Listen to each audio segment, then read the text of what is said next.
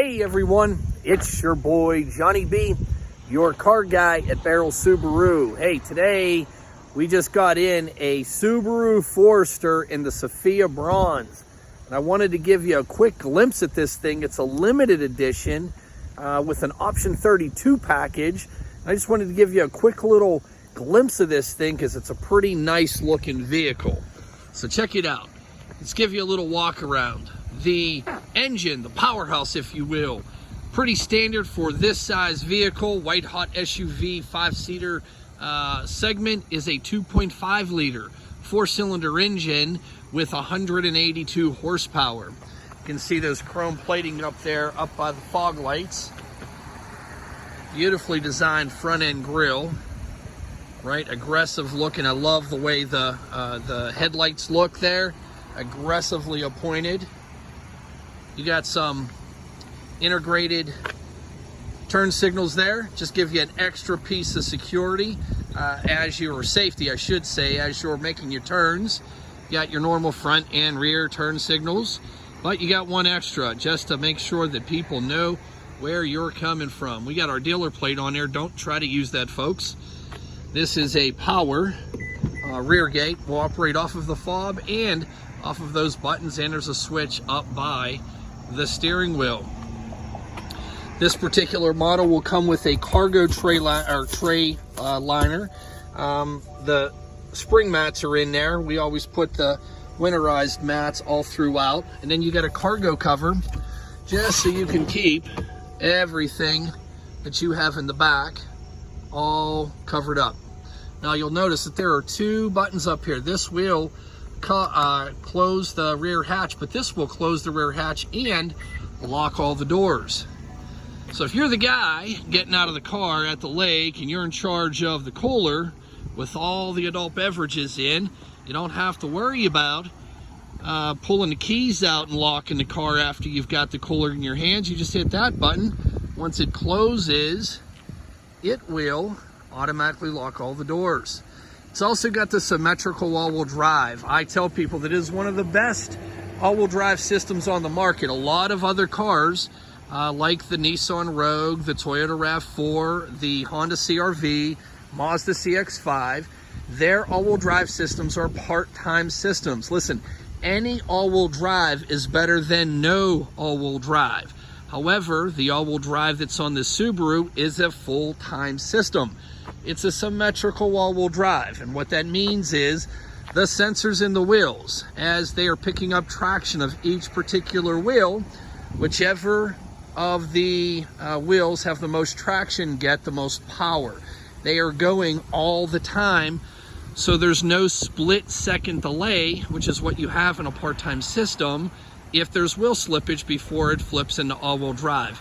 You have it all the time. That's one of the reasons why Consumer Reports rates it so highly in regards to all-wheel drive systems. All right, let's take a look at the inside, folks. All right, so as you get into the back seats, you can see the limited edition does come with a leather seating arrangement, right? Very nicely appointed. Now, I was just sitting in the driver's seat. I am 5'11" and a half.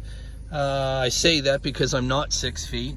But as you can see, there is plenty of leg room in the rear compartment. I'm not a small dude. You got your rear AC vents, and you've got some charger cords for the people sitting in the back. All right, just going from left to right, you can see the power windows, door locks, and mirrors. The door locks are inset. I always point them out because they are inset, and most people just glance right over them. The headlights are steering responsive headlights. Now, what that means is, as you're driving around bends at night, the steering or the headlights will go around those bends. Gives you more visibility at night. The headlights also are high beam assist headlights, which means you can run them in high beams, and until someone either pulls out in front of you or starts driving towards you, they will stay that way, and then once that happens, they'll kick down the low beams, and once it clears up in front of you, it goes right back up to high beams. It gives you the most amount or maximum amount of visibility at night, right? Now, all the stuff that we have on the car, you can turn off. You've got traction control that turns off. The auto stop start, which is meant to reduce emissions in the air. That's whenever you're driving down the road and you come to a full and complete stop, the engine will turn off. Once you put your foot on the accelerator, it will start back up. But if you do not like that feature, you can turn that off right there. Now this is to turn off the blind spot detection. And what the blind spot detection is, right here, if there is someone driving on either side of you and they are in your blind spot, comes up about halfway up the vehicle, this light right here will light up yellow.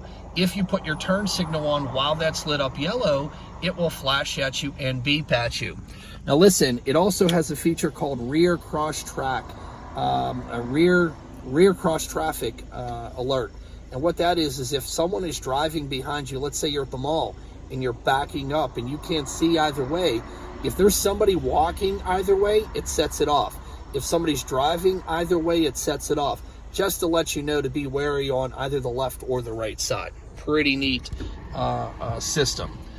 You do have all of your audio controls and your Bluetooth capability here.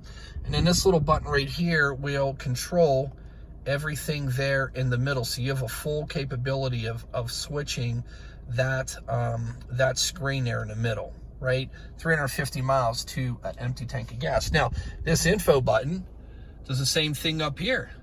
It'll actually start changing all the stuff over there as well to let you know, you know, whatever screen you decide you want to go with there. There's Pittsburgh's temperature and weather, right? You get an, I'll go into this in 1 second because that's part of the 32 package that I want to go over. But you got your whole display. You've got a rear backup camera, right? And I'll come back to that in just a sec. All of your AC conditions, your hazard lights there.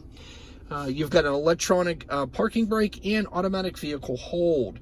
Now this automatic vehicle hold, that is a wonderful, wonderful piece. And what that means is when you have that engaged, when you're driving down the road, let's say you're driving down the parkway at 3 o'clock in the afternoon or 3:30 in the afternoon, and you're experiencing full throttle rush hour traffic, right? A lot of stop and go.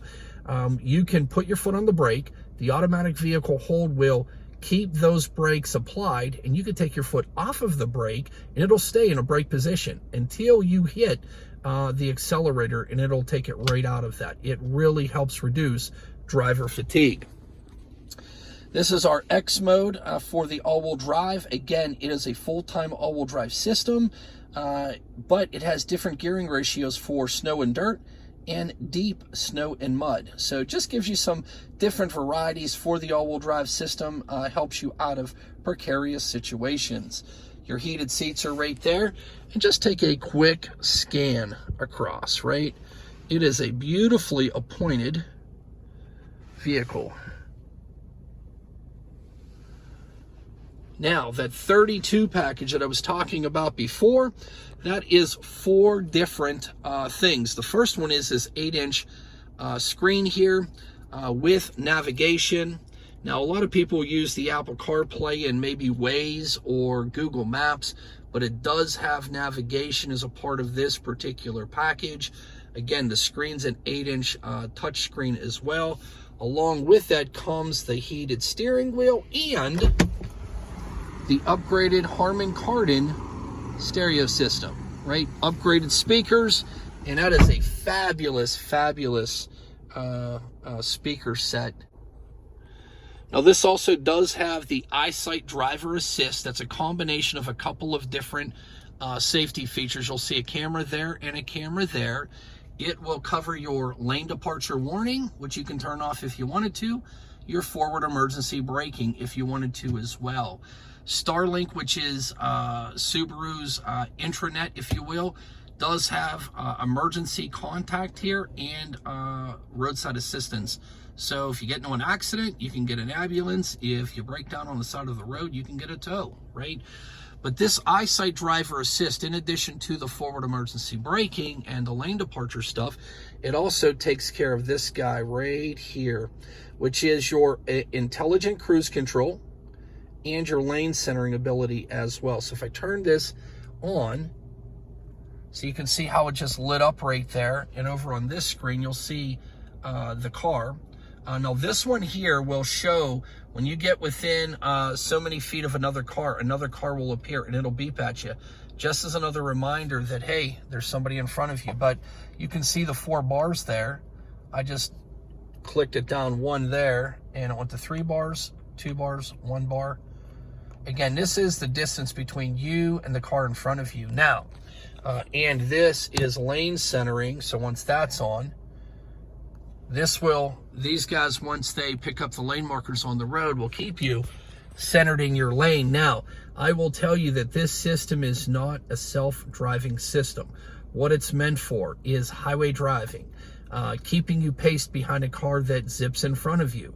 If somebody cuts you off, it will apply the brakes by itself and keep you at a safe barrier from you and the car in front of you.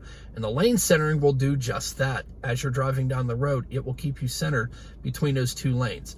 And all it's meant to do is help reduce driver fatigue, right?